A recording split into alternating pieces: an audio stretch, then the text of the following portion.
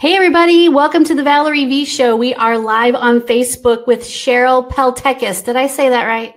Yes, you did. Thank you. And thank you for having me. And great. I'm so glad you could be here because today we get to talk to you and you get to answer questions that I get asked all the time. And I am not the expert that you are, nor do I want to be. Well, I appreciate that, but I know that there's areas that I absolutely need to refer back to you. And I just actually wanted to take one moment just so that to thank you personally, Valerie, for being that person, that nurse that's a leader in the industry that helps so many companies get patients ultimately served, which I know is what we both believe in is so important. Oh, yeah, absolutely. I mean, the folks that are out here running these home care agencies are probably doing some of the toughest jobs on the planet. Being a nurse is a tough work when you're in a hospital or whatever, but like we were just talking earlier, managing all the employees, trying to make sure the patients are serviced correctly. Boy, that takes a lot out of you every day. So you're not kidding, sister. I feel you.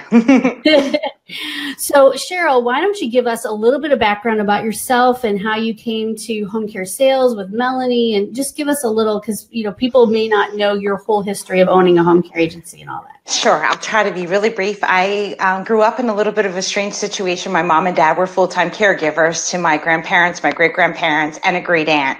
So I lived at home for about 22 years, and at least 16 of those 22 years, there were seniors being cared for in my home. So I kind of joke and say, I was born to becoming a nurse. It kind of was like normal to change diapers at a young age, to help feed somebody, blenderize meals. And I don't know, it just, it felt really good. And I think that I saw my mom was such a phenomenal caregiver. I also saw the other side of how the services that we actually both work in today are being delivered in a home. Mm-hmm. And I would see what would happen when a caregiver didn't show up and my mom was left to change another diaper. And I don't think that we appreciate how hard it is to be a full-time caregiver and that stress and that burnout that they experience. It's a lot of selfless giving. It really is. And I think that seeing my mom do it so tremendously with such grace and dignity, it really made me feel like that's what I want to do. And so I became a home health nurse. I was blessed to have gotten a scholarship from Pennsylvania Hospital, the nation's first hospital. And that's what launched me to be able to go to nursing school. And with that scholarship, I knew that I didn't want to waste that opportunity. And I knew that eventually, after I served 3 years at that hospital, I had to give them a 3-year prison sentence, I say, in order to pay off the tuition that they paid for me to go to school. I immediately, right when it got close to the end of the 3 years, was going to HR and saying, "Do you have any spots in home health? I want to go to home health." Mm-hmm. So then I immediately went into home health and I fell in love with it so much. And I started to see that there were contracts that came into place by insurance companies that would dictate how many visits a patient would be allowed to be seen. And it made me so angry that, like a diabetic blind patient, they could say 1 visit only. And I just got really frustrated that my company that I was working for allowed contracts like that to be taken into place, and that the services were so poor that I said, you know what, I can do this better. And I got this crazy idea to call the Department of Health and say, hey, can you send me everything so I can open up my own home health? So my husband thought I was insane, but I opened my first one in 1995. I actually got my Joint Commission accreditation in 1996, and then I opened up my private duty in 1997. And then I saw my mom go through hospice, and that was a really bad experience. And she actually helped me write some hospice policies before she passed. And in 2008, I opened up hospice. Wow. Wow. That is a long history. So you have done it all for real. I have. And I've been so blessed to have had phenomenal success, because I've been really lucky that God has sent me incredible people into my life. And without them, I don't think I could have ever gotten to where I am. So I'm very thankful to everyone in my life. Well, that is awesome. And you know what? It's folks like you that have those businesses that are so, just really intense and want the best for their patients. Those are the kinds of clients that we work with all the time. And in fact, my dad's been on hospice for a while now, and he probably will, he's not, doesn't have cancer or anything. It's kind of a long-term thing. But I can tell you that with the right hospice, as soon as that was implemented, it was a huge relief to our family. Yeah, so first let me say I hope he has the smoothest transition, and I hope that it's a beautiful experience for you, because it truly can be. And, when my mom was on hospice, I have to tell you, we did some amazing legacy preparing. And even at my niece, even my mother had passed away, my nieces weren't even married, but my niece recently had their first babies, and we had a gift to give them from my mom. Oh, that's so cool. That is really neat. So Val, if you ever want to talk offline about some ideas that I have for legacy planning, please reach out to me, because I can share with you some really impactful things that we were able to do for our children. Oh, that's really neat. Well, good. Yeah, absolutely. I never knew, I'm a nurse too, been around the block a lot with different kinds of agencies and in hospital. And I did my sentence as well here in St. Louis of 2 years for that scholarship. But having done all of that, I never realized the benefit or the relief that hospice could provide. I mean, instantly there's stuff in the house, there's somebody coming to give baths, and it's not 24/7 in the house, but it certainly is such a relief for that caregiver who really can't get away at all. Oh, yeah. They say there's 2 times in life that we never forget, and it's the birth of somebody and the death of somebody. Yeah, absolutely. So I will keep you in my prayers and my thoughts, and I just hope that you have a beautiful transition. Thanks. Well, so far so good. And like I said, good. I'm glad. Around a while, but we're this has been a long time coming, so we're good.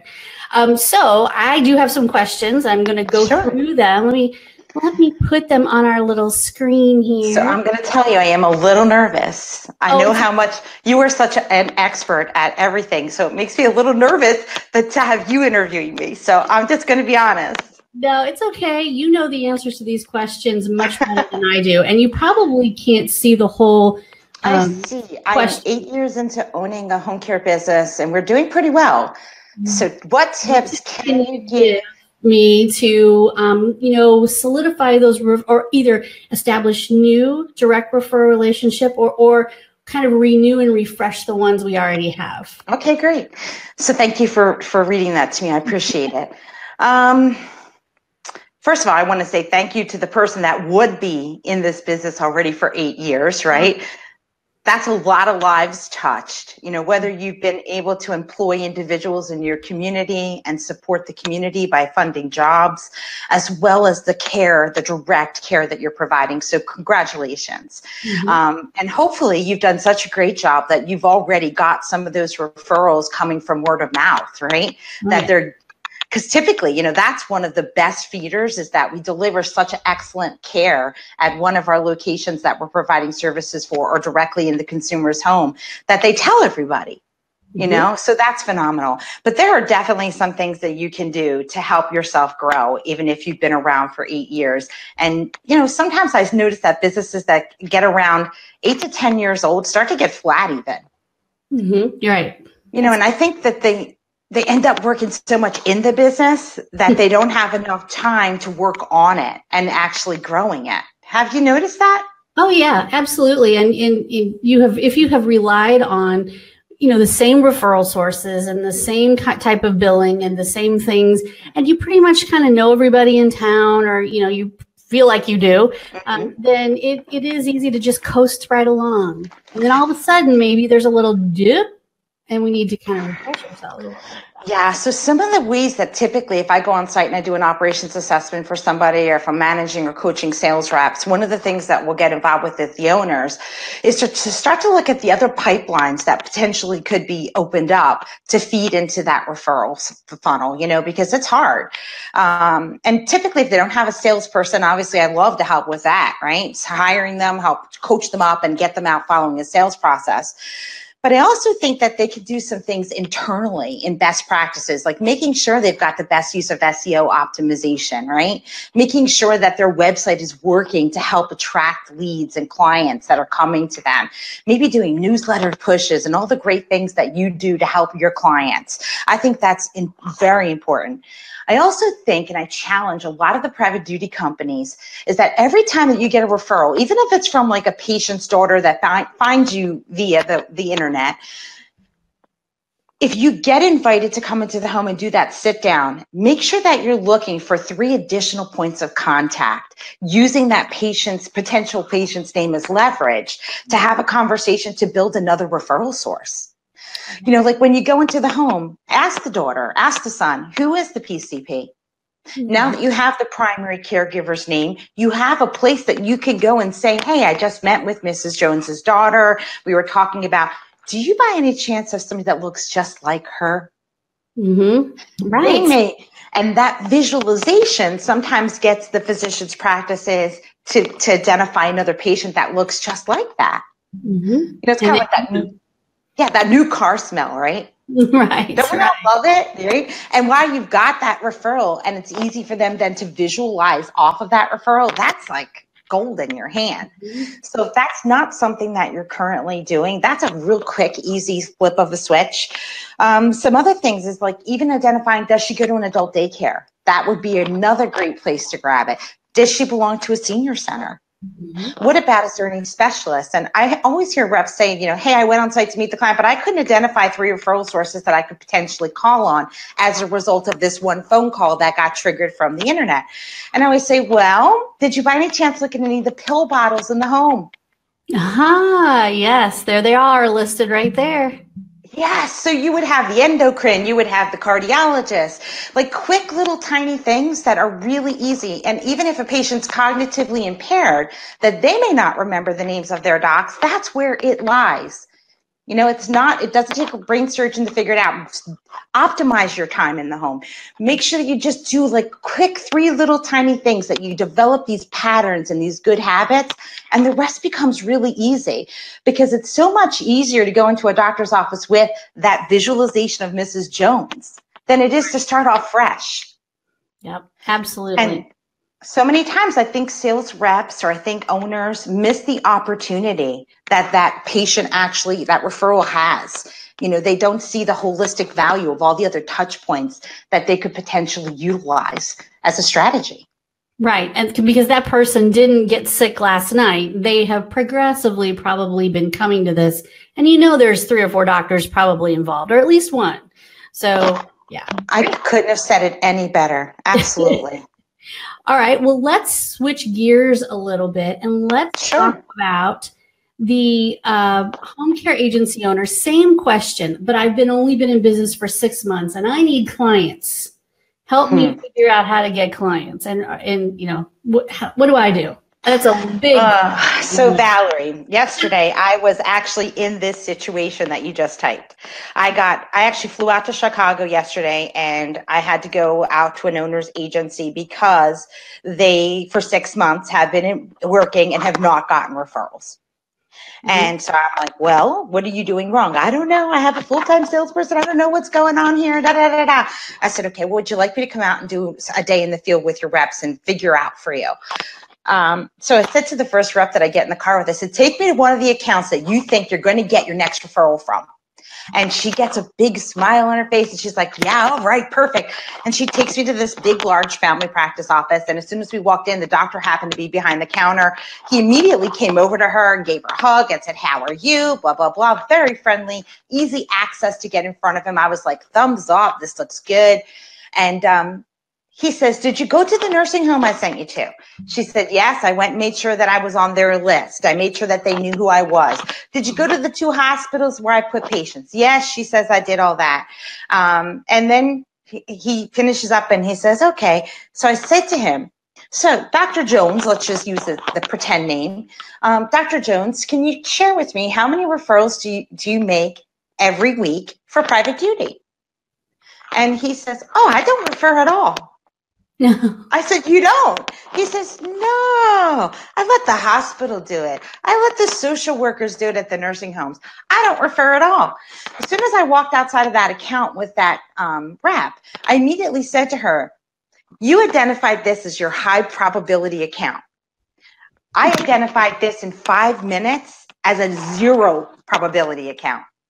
You've wasted for 6 months, went there weekly for 45 minutes that you could have invested if you had qualified the account as a place that you're calling on that has the ability and willingness to refer patients. I'm not saying that every referral is going to turn out. It doesn't, right?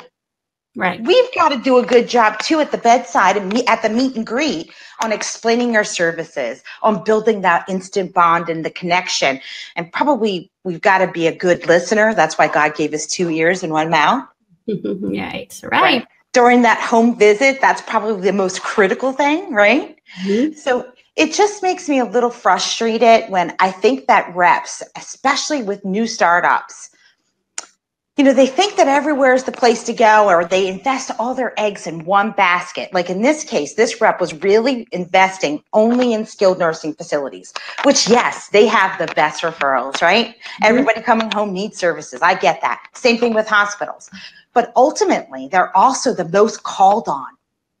Right. You know, they're flooded with salespeople that are trying to see them, maybe 10 a day even. Mm-hmm. And access is getting harder and harder unless we've got leverage as a patient's name that might be in their facility to access the right people to make those connections.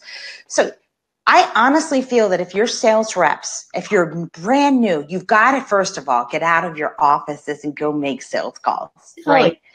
You got to call on the top accounts, the nursing homes, the skilled nursing facilities, the assisted living facilities, the elder attorneys, the senior centers, large physicians practices, bank trust officers, elder planning attorneys. I mean, there's a million of them, right? Mm-hmm. But you've got to have a variety. If you're just expecting that you can have a sales rep just call all on facilities, you probably are not going to get the results that you anticipated in the first 6 months. So look at their list. Make sure they're calling on 20 doctors' offices. Make sure they're calling on 5 or 6 dialysis centers and large senior centers. And look to see, are they not just going there to drop off, be a professional brochure dropper offer? That's right. You know, but are they actually coming in to kind of explain about a patient that we can serve, that they follow a structured sales process that's going to help them to get success?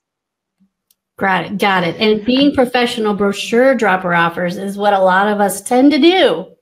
Yeah, and you know what? All that does is we should just give them a branded trash bag with their name and logo on it. Yeah. They might see that longer as they're carrying it out to the curb. Mm-hmm. Right? Yeah. Because it's just not fair that unfortunately everybody can drop off a brochure. The worst agency in town can drop off a brochure. The worst agency in town can buy cookies or ice cream, right? Mm-hmm.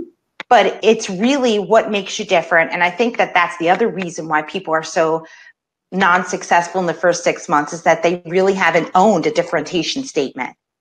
That's a good one.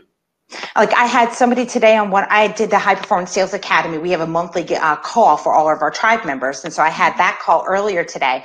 And one of the tribe members was sharing me, she's specifically just private duty, that they do a letter out to the doctors that says, even if like the family member generated the referral from the internet, that she was the person that went to the bedside to do the meet and greet. She was able to get them to sign on to a contract with her company. So she sends a letter to the physician to introduce the company and say, hey, we're here. We're the ones that we're the providers. And she sends them a monthly scorecard. I thought that was brilliant. Very nice. So we get in the door with one, make sure that doctor knows everything that's going on. Yes. And now you've got a reason to do at least a monthly sales call to him because you can personalize that experience by dropping it off. Yep, absolutely. That is great. And I like the also the recommendation of diversifying. So yes. The elder law attorneys, the trust officers, there's care managers everywhere, the assisted living facilities and the independent. I mean, just there should be a huge list of people that you can go see. Absolutely. If anybody wants an account list, Val, that reaches out to you, please let them know. I can send it to them for free.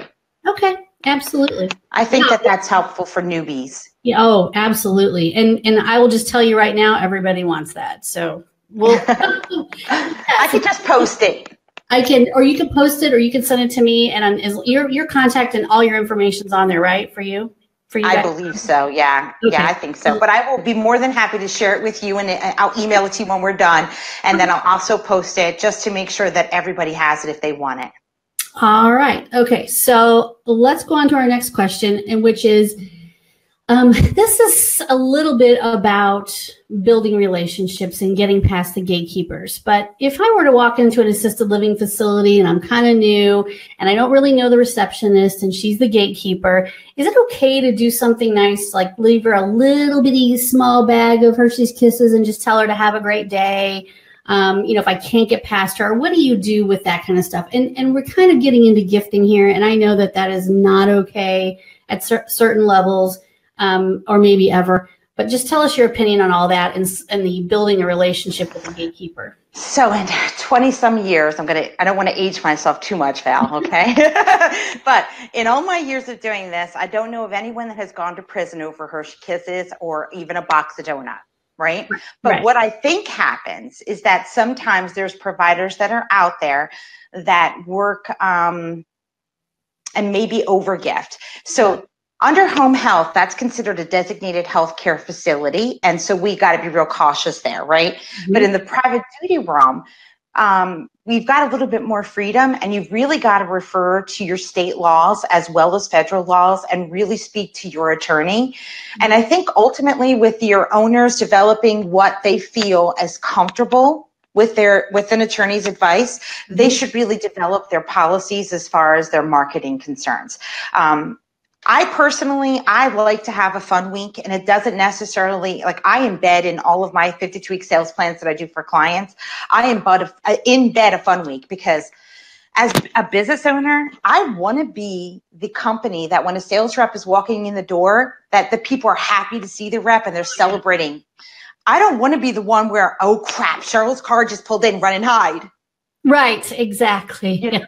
So I personally, I made myself have a fun week on my 52-week sales plan. Every 4 weeks was a fun week. It did not mean that it had to be a week where I threw around promo items like crazy. Mm-hmm. It meant that I had to be somebody that was stopping by to have some fun. So if last week I talked about a patient about medications and reminders in the home, I may this week come in and say, here's a crossword puzzle about medication safety in the home.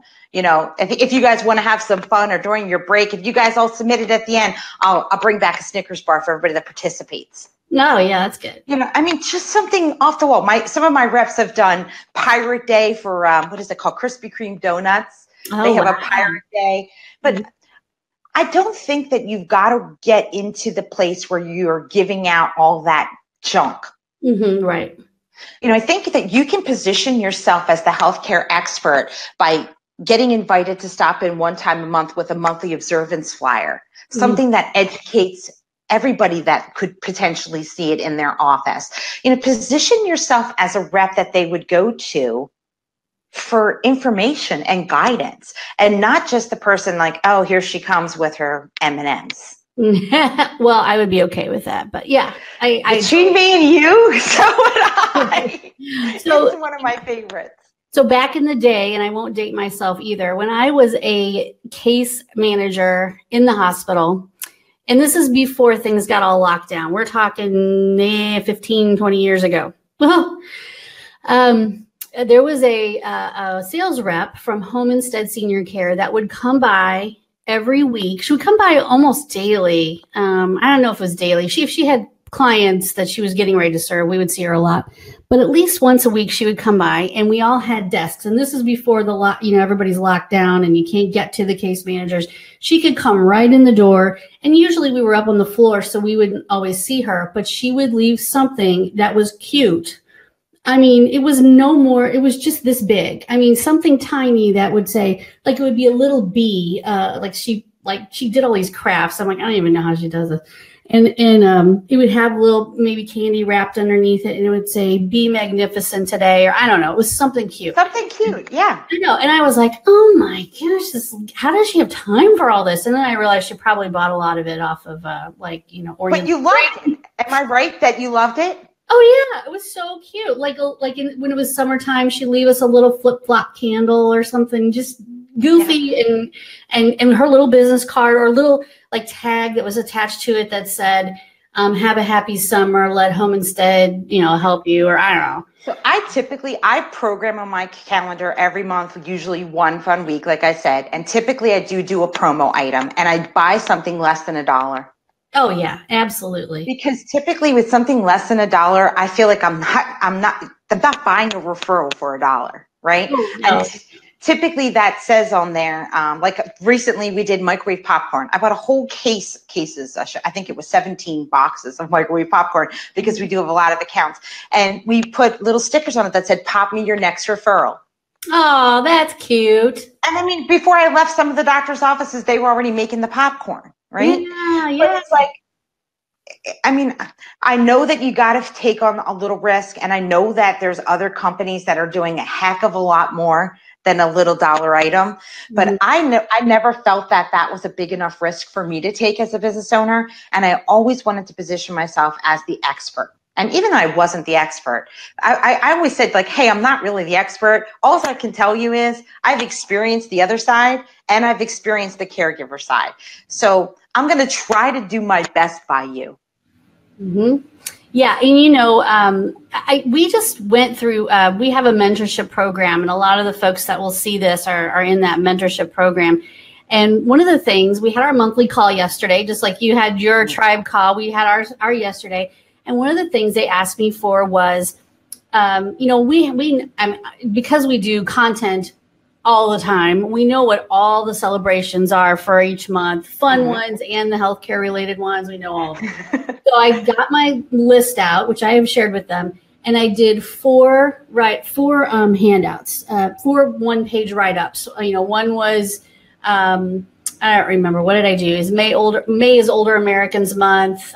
So believe it or not, on my computer, I have all of the websites up because I'm working on one for a hospice company right now. Right. And so I did 2 healthcare related ones, ALS and National or whatever, Older Americans Month. And then I did 2 that were kind of fun.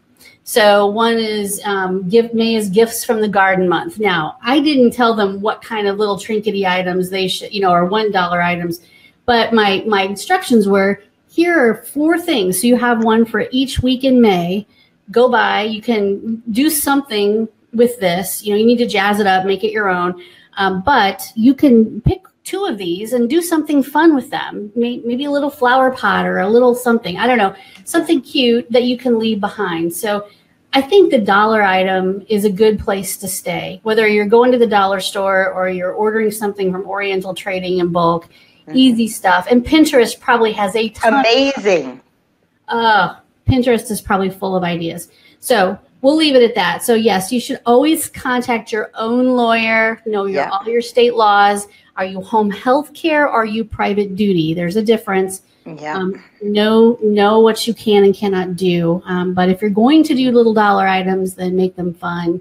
Enlist the help of some ladies in the office, or maybe a wife or a sister, or somebody who might be crafty.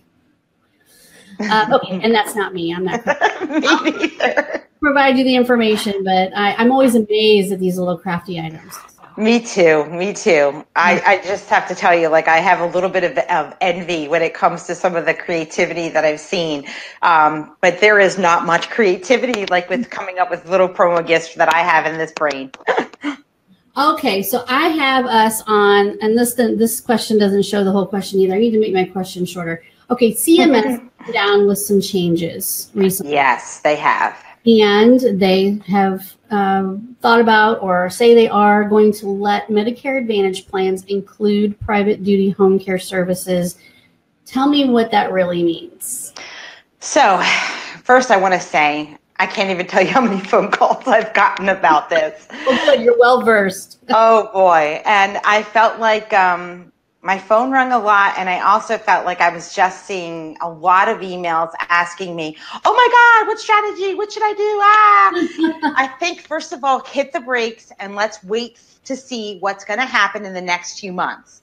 Typically, when that letter like that comes out, there comes other guidance. So let's keep our eyes out and look for the laws. But I also think that you've got to start to think about, what does it really mean to get in bed with the federal government if you're strictly private duty, right? Yeah. Because in a lot of my clients and your clients' world, they're getting paid directly from a consumer, and there is no, well, did you get this signed? Did you do this? Did you have an authorization? What did the plan of care say? There is none of that. You know, we have an agreement, we provide the services with a smile, and we bill and we get paid. It's that simple. With that being said, I work under the home health, hospice, and private duty model with multiple insurance companies, and one of them is the Medicare Advantage plans, especially for dual eligibles in the Philadelphia population. That's high. I also am a waiver and an options provider for the private duty. So we have to deal with service authorizations and approvals. And if you want to change hours, you've got to communicate that back to the providers and ask them. You know, sometimes it might take a while to get those adjustments in place, but hopefully you'll have somebody that can either get out there quick to identify and address the issue so that they can increase the service hours. But it's ultimately out of our control. You know, it's not like a private duty patient where we're offering one-on-one concierge type level services. And now the patient says, you know what, can you stay for 2 more hours? I think I want to go for a manicure, right? You can't do that when you're dealing with the insurance side of the business. Mm-hmm. So I think the biggest challenge, and where I've seen organizations fail with trying to take on this model, is that it really needs to have a separate person managing this side of the business, and maybe even a dedicated staff. Mm. Because the acuity and the differences, we're not even sure what they will be. They have not clarified what it will mean to be eligible to receive the services from Medicaid.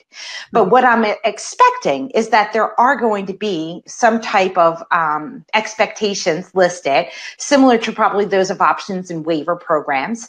That means that we're going to have an authorization person that's going to track the authorizations that they're obtained. We're going to have to be monitoring our utilization of the hours as the time is consumed. We're going to have to make sure that we are billing for them timely. They really, really are going to have somebody review their contracts. Wow. You know, there's contracts that say you could only bill for stuff outstanding 35 days. I mean, they've got to be very, very cautious and know what they're signing.